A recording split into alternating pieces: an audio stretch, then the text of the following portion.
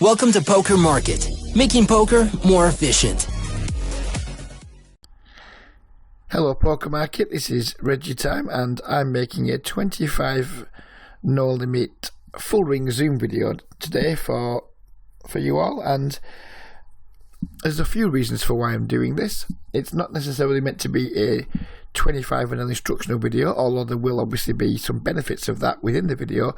It's also going to give me the opportunity to talk about why I think full ring is a better place for new players to start learning poker, why I think it's a better place for losing players to work on the game, and how I think hopefully this video will help struggling MCT players deal with the problems they find when they're in the early stages of MCTs and they're not really sure how to play the deep stack spots. So I think this video is hopefully going to be multi-purpose, and it's going to help a lot of people for a lot of different reasons and give me ways to talk about how it can help people. So we'll talk about the first one that we mentioned first, which is why I think full ring poker is perhaps better for losing players and new players to start at rather than six max. And that is basically when I was first playing poker, when I first came to poker,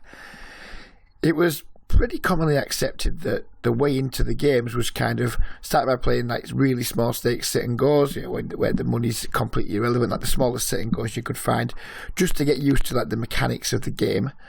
And then if you wanted to progress into cash games, you would typically want to start in full ring games, again learn how to play deep stack poker, learn how to play tight aggressive poker, and then maybe move into six max. That was kind of the path that people took back in 2003, 2004, that type of thing. Six max poker has kind of overtaken that in a lot of ways. Now many people just come straight into poker and straight into six max.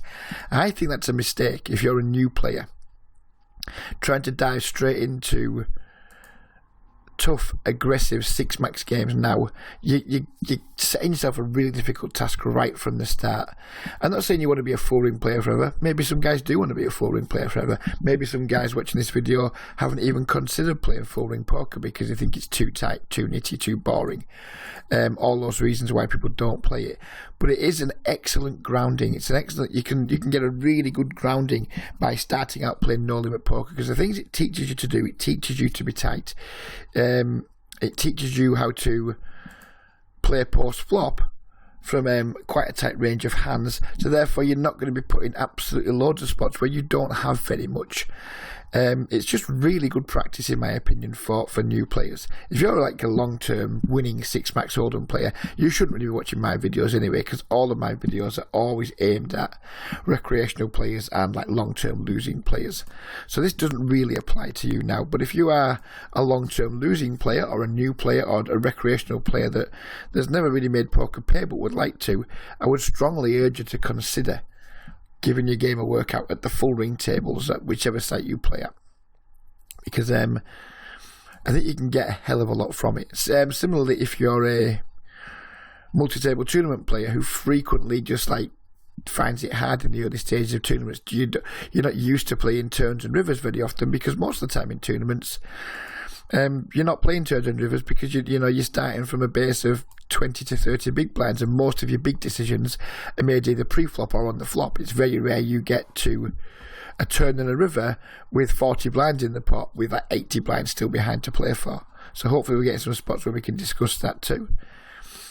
His 3-bet is 5%. I think we can just go ahead and just 4-bet here.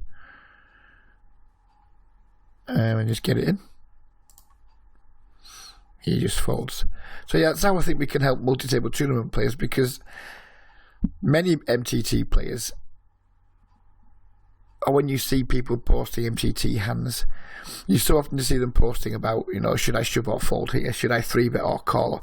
All these things. It's basically a lot of pre-flop questions, a lot of pre-flop problems when we're relatively short stacked. I don't see much content addressing the early stages of MTTs when we're deep stacked. So hopefully this video will help players with that who haven't really considered improving their, so it will help MTT players who haven't really considered improving or working on their